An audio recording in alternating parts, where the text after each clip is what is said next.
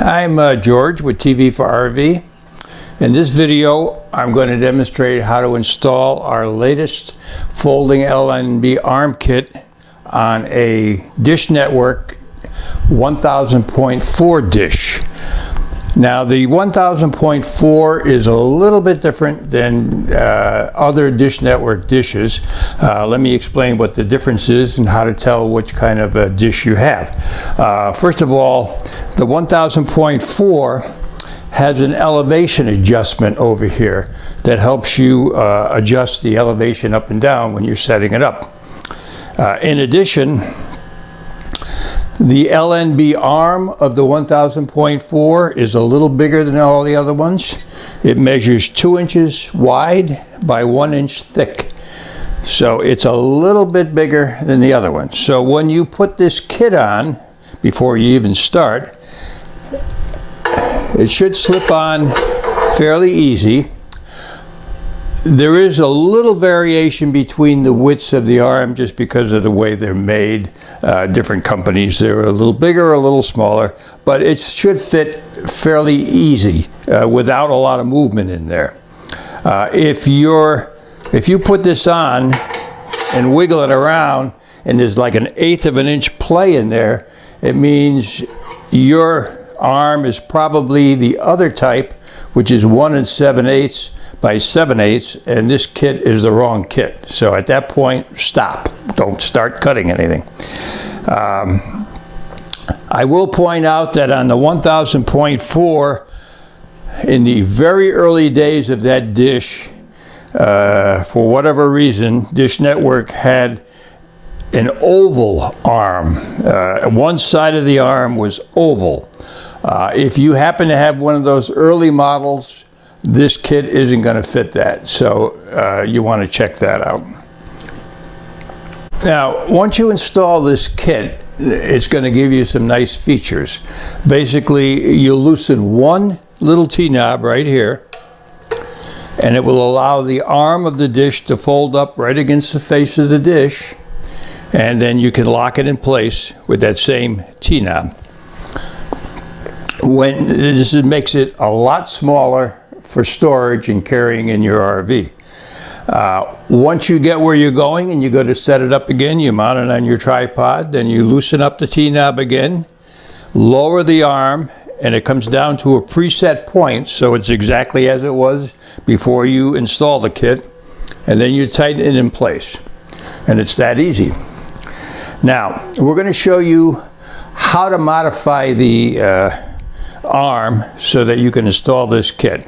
And the first thing you have to do is remove the arm from the dish. You start by removing the LNB, and that's held in place by 2 screws over here. When you pull it out, there'll be a cable attached to it. You want to unscrew that and then pull the cable out. You want to remove this plastic yoke. There's 2 machine screws held in place by nuts up here on the top. You just use a Phillips head screwdriver to take those out. So this would come off. And then down here, again, you wouldn't have the bracket on yet because you're just starting, but there's 2 screws underneath, 7/16 wrench. You take those off and that arm will slip right off and it will look like this, okay? This is the bottom part of it right here. This is where that cable comes out there, and this is what you're going to be modifying. If your arm doesn't look like this, then something's wrong. Again, don't cut.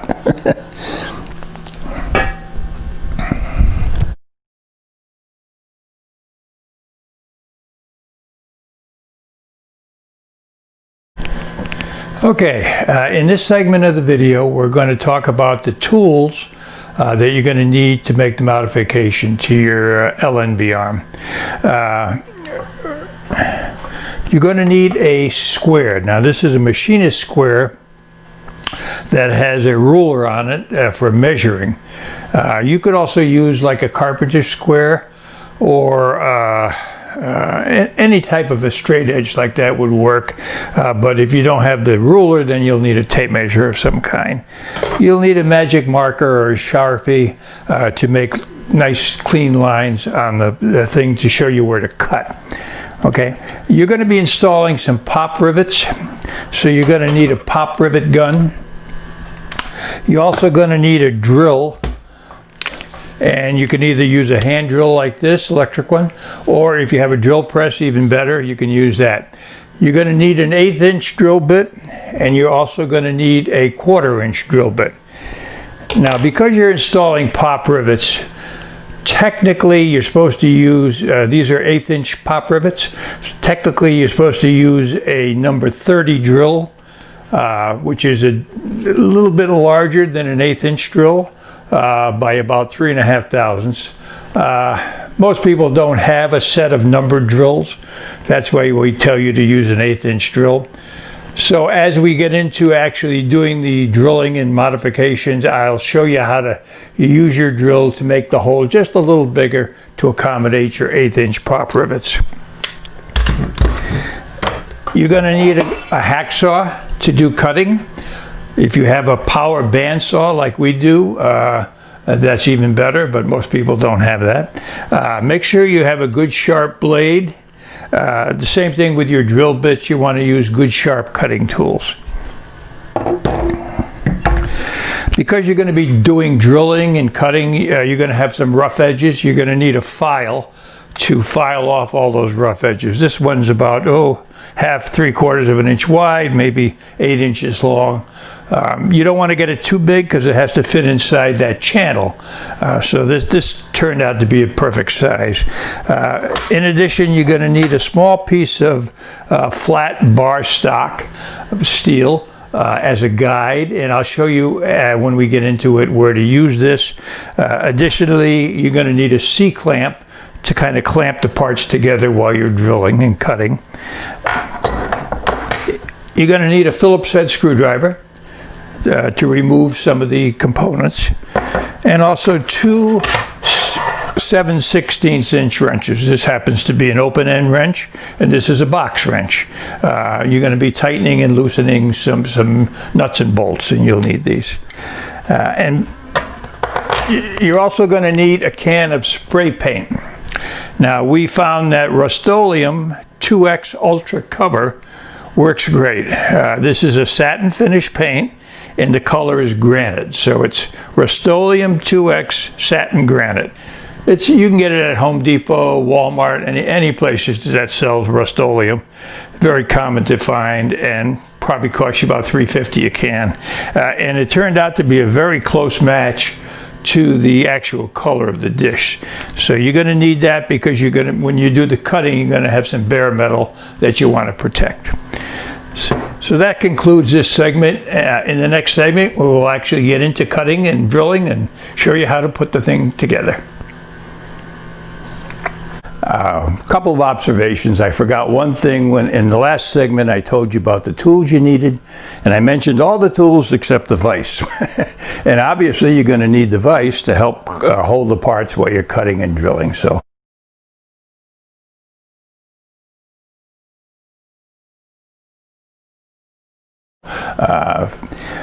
one other observation: if any of these instructions overwhelm you and you feel you can't do the job, you do have some options.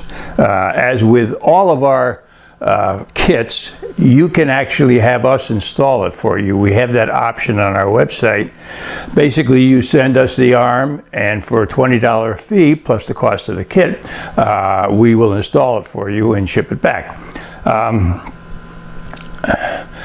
Another option is, in the case of this one, we've also developed our own version of this arm for the 1000.4 dish. Instead of that fancy little flap that they put in, we have a hole with a rubber grommet in it, but it's basically the same size and fits right in there. So you could buy this from us with the kit already installed and save you the trouble there. Another option would be to take the arm from your dish along with the kit and the instructions to a local metal fabricating shop. and probably for maybe $20, $25, they would install it for you, drill it and cut it and everything that needs to be done. Or if you got a friendly neighbor that has all the equipment, they can do it for probably a bottle of his favorite wine or whatever. So you do have some options, and don't let that discourage you. So now we're going to begin with the installation process. As I said, you're going to need the vise. So the first step of this is we're going to be drilling the holes in the arm to mount the kit. Now, like I said, the arm has two sides. The side that has this little rectangular cutout is actually the bottom of the arm. And if you recall when you took it off, that's also the end that mounts on the tab that sticks out of the dish. So that's the end we're going to be modifying, not the other end.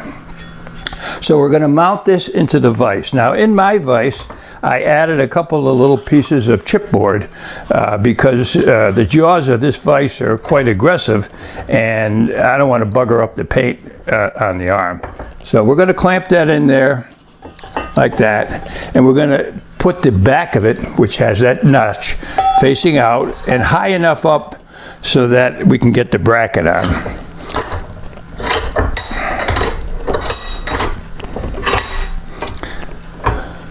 Okay, good. Now, we're going to mount the bracket with the slotted holes down onto the arm, and the end of this bracket wants to be even with the end of the arm, right there. And with the C-clamp, we want to hold it in place.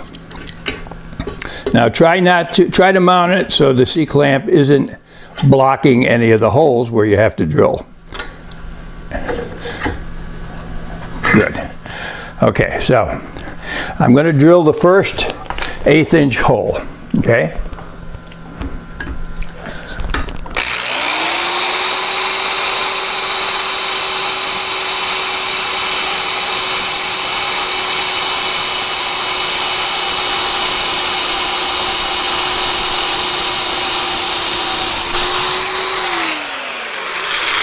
Now, just to show you, I'm going to get a pop rivet.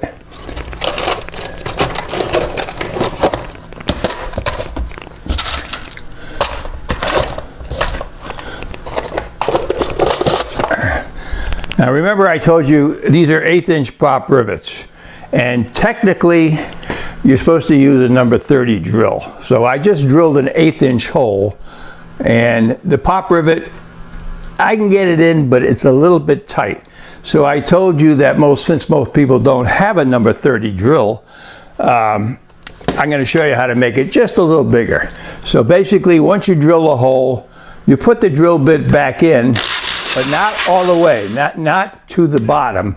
Put it in about 1/2 inch.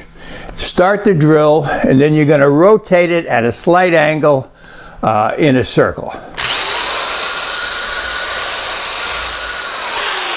You go around once, that's all you have to do.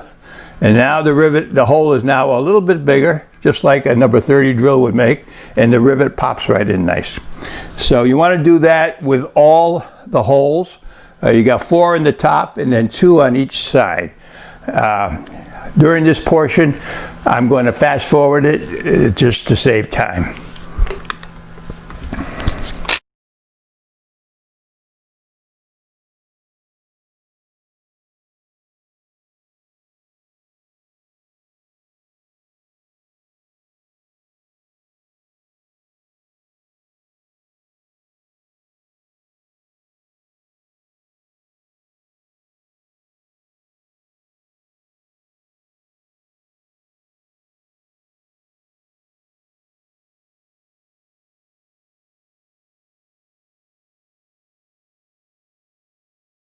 All right, now we have all the 1/8 inch holes, 1/8 inch holes drilled. And I left the side last so that I now have access to the 2 places where we have to drill the 1/4 inch drill. Gonna need that little key. So what I'm doing is removing the 1/8 inch drill bit, because we're done with that.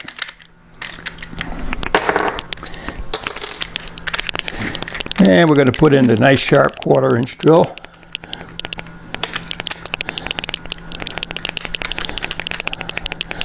course, don't do as I do. You should unplug the drill when you're changing bits, just as a safety precaution. So do as I say, not as I do. Now, you're going to drill 2 1/4-inch holes on each side, using the 1/4-inch hole that's already in there as a guide, and then using the top of the radius slot as a guide for the second hole.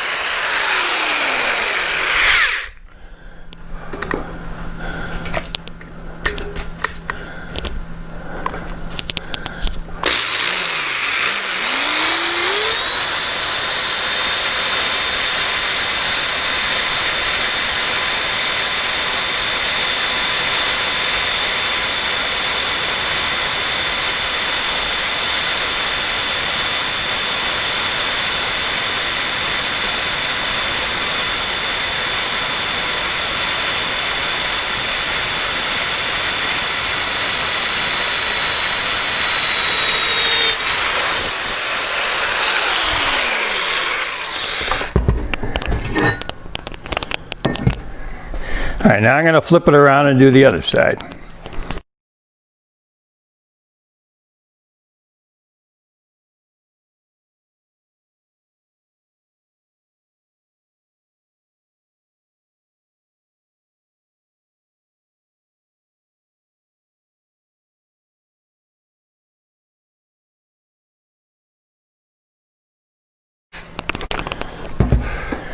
Okay, now all the holes are drilled.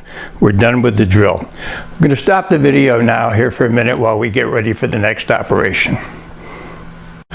Okay, now we're ready for this part of the installation where we measure and cut the arm. This is quite critical. We want to try to cut it as straight as possible. Now what we're going to do is on my machinist square, I set the stop for 2 3/8 inches. Okay, so basically the distance between this and the end of the ruler is 2 3/8 inches. If you're just using a tape measure, then you'll have to measure and make a mark at 2 3/8 inches. But what we're going to do is take our Sharpie. I'm going to measure in, now this is the end that we drill the holes in, and that also has that little thing, and we're measuring in from the top, okay? And we're going to measure in 2 3/8 inches just by putting the square right there on the end and drawing a mark, okay? And now what I'm going to do is turn the square sideways and continue that mark all the way across.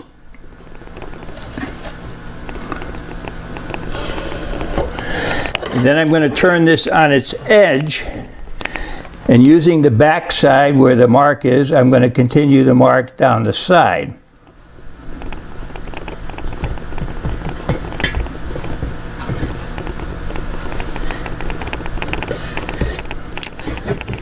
And the same thing over here on the other side.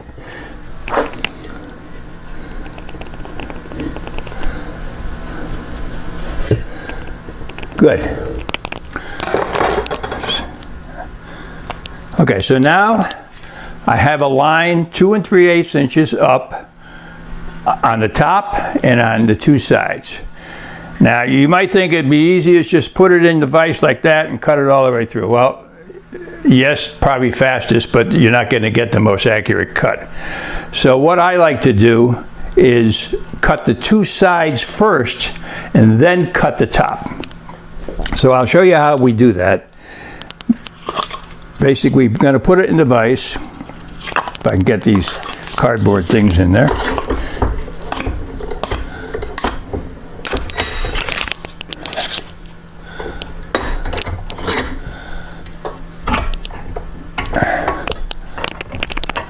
Okay? And you want to try to get a straight edge. Now, I got this C-clamp from Home Depot, not Home Depot, Harbor Freight. Probably not the best C-clamp, but what I like about it, it has a nice straight edge on the top, okay? And you can use that as a guide. So what I'm doing is I'm going to put this C-clamp on there.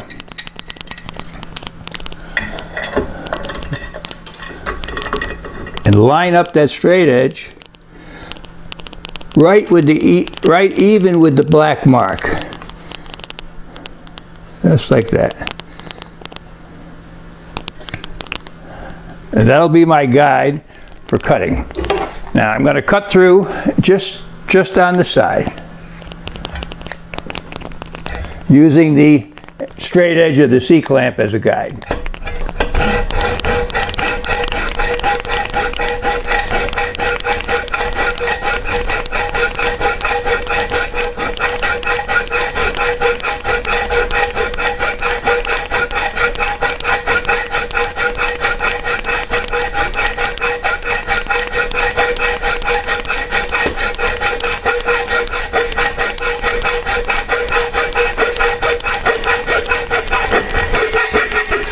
There, that wasn't too bad. Now, what I'm going to do is remove the C-clamp and flip it over and do the same thing on the other side.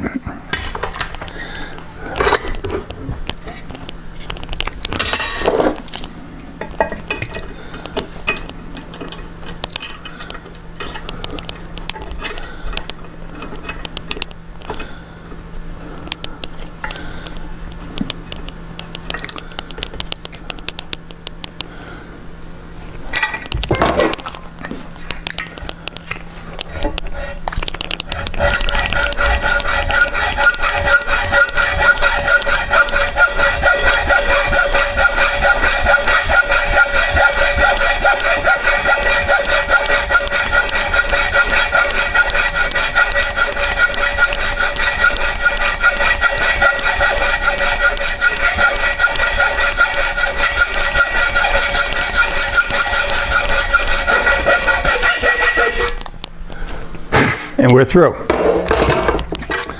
Okay, now we're going to turn this over and put the top side up.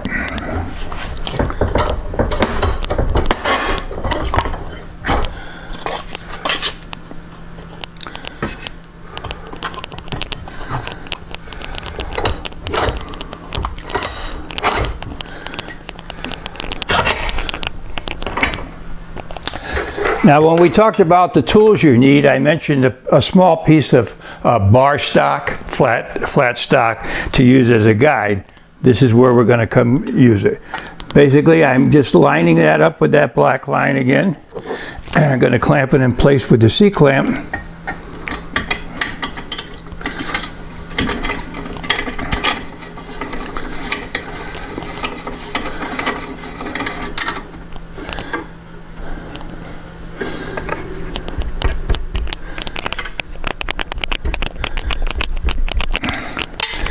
It should line up pretty good with the two cuts that you just made.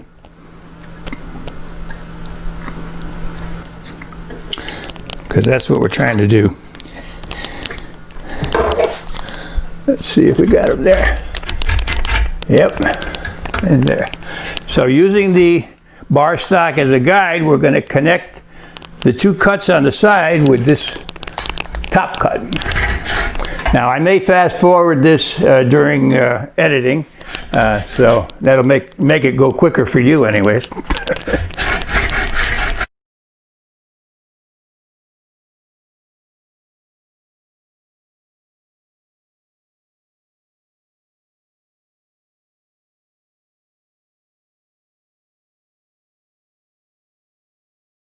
We are through. Now, this is the easy part. Well, we actually... Let me bend that down just a second and take the saw out. Now we can take off the C-clamp and the other guide.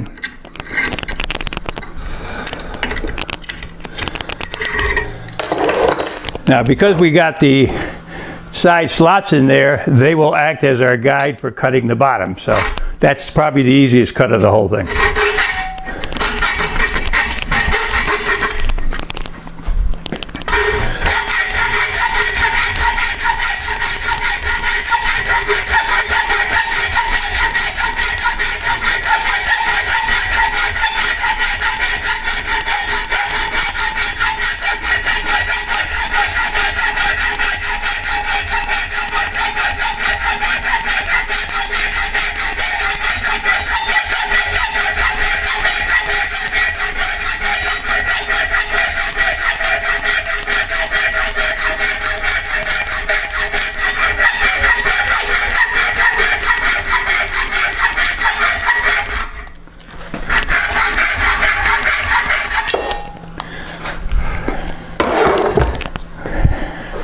That's why we bought a bandsaw. Okay, now you end up with two pieces. As I told you, you're going to need a file because there's some pretty sharp edges on here, and we don't want anybody getting hurt and cut. So the next operation, which I'm really not going to show you, is me filing all the rough edges, the inside of the holes, the ends, all the holes there. And then we'll come back to the next step. Okay, now we've got everything filed nice and smooth. Normally at this point, we would put a coat of paint on all of the bare metal parts, which are the two ends where we cut it. However, for the sake of the video, we're not going to do that.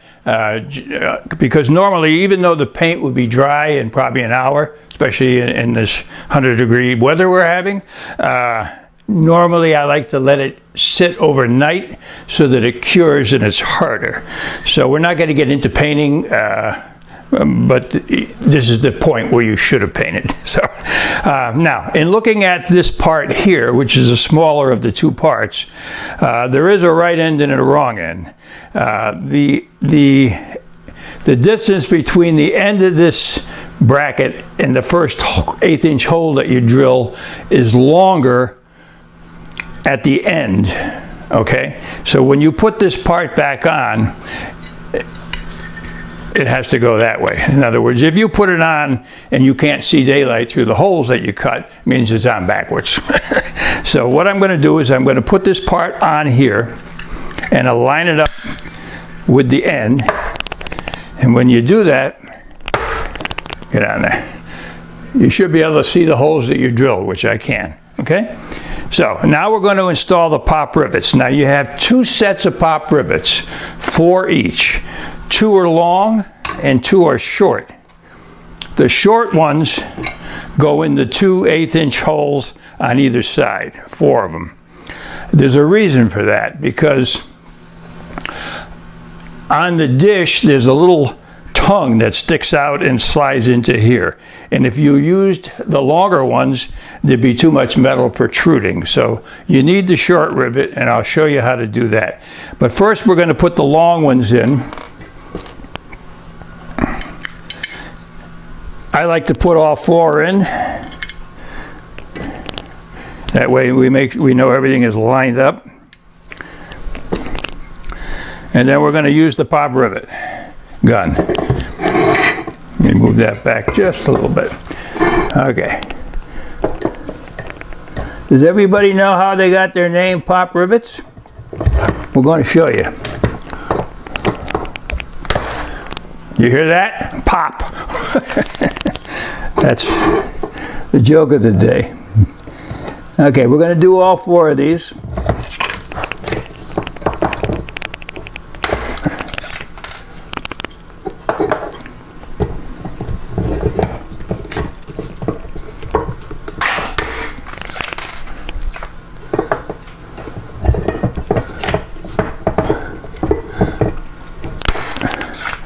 Okay, we got all 4 of those in.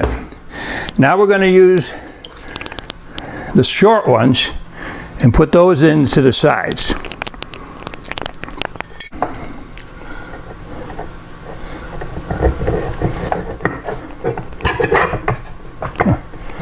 Okay, we're going to seat the first one, Now we can put the other ones in.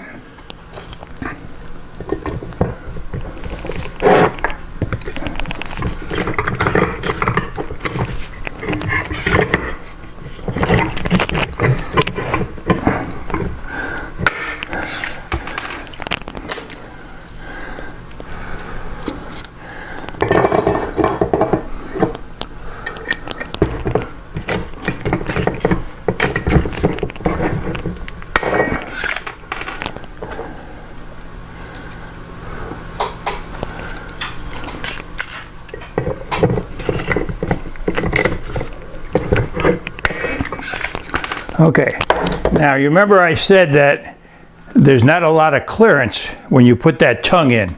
So when you use this pop rivet, the short one, sometimes it leaves the little ball from the end of the mandrel stuck in the rivet. So I like to go in, the pop rivet has a pointed end. I like to push that in and it will actually push the ball out. Sometimes you may want to give it a little whack. There. And because you're going to need every little bit of space you can, put that back in there. That one. Yeah, looks like they all got them. There it goes. It just fell out.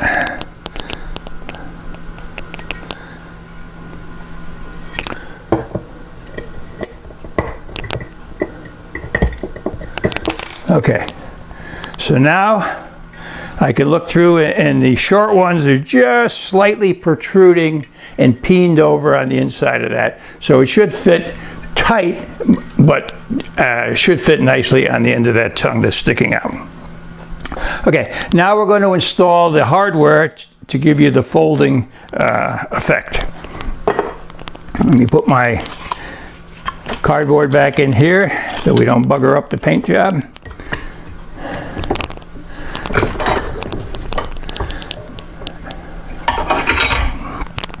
Now you're going to need, your kit comes with a 1/4 inch by 2 3/4 inch hex bolt.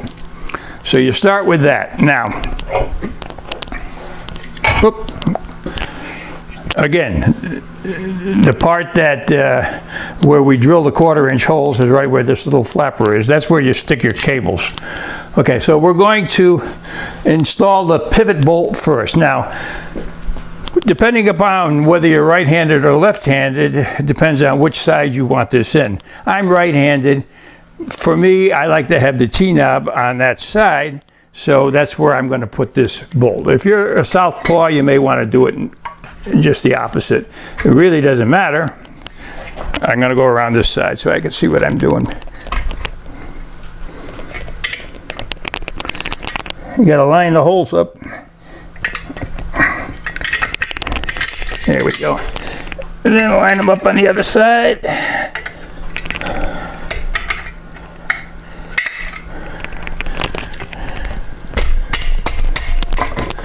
Come on. There we go.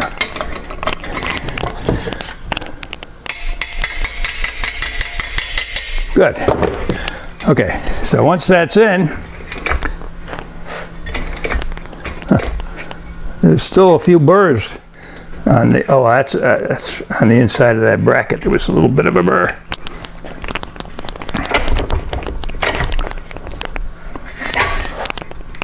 There we go. Okay, so once you've got that on, then you put another washer on the side here, and this is where we use those 2 wrenches that we talked about, which I forgot to put over here where I can get.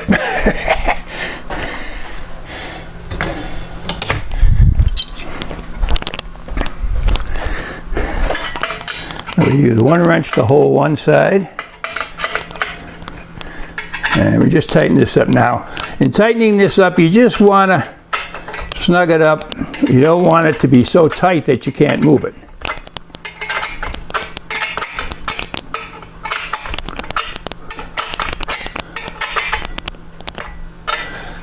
And you should be able to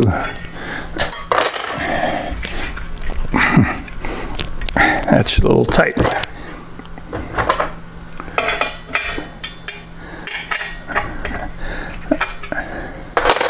think this, there it goes.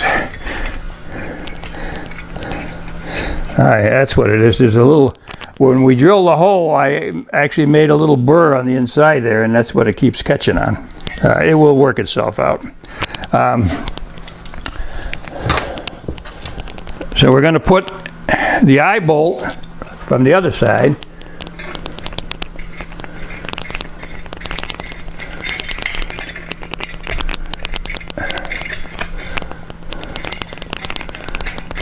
Sometimes there we go.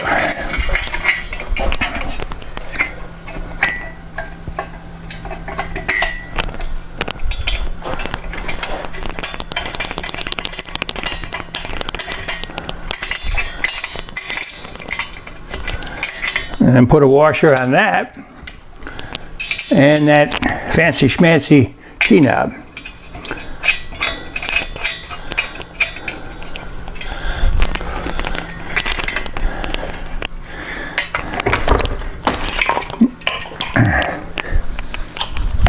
This thing keeps slipping on the cardboard because I don't want to squeeze it too tight. I'm going to tighten this up, put it in the other way.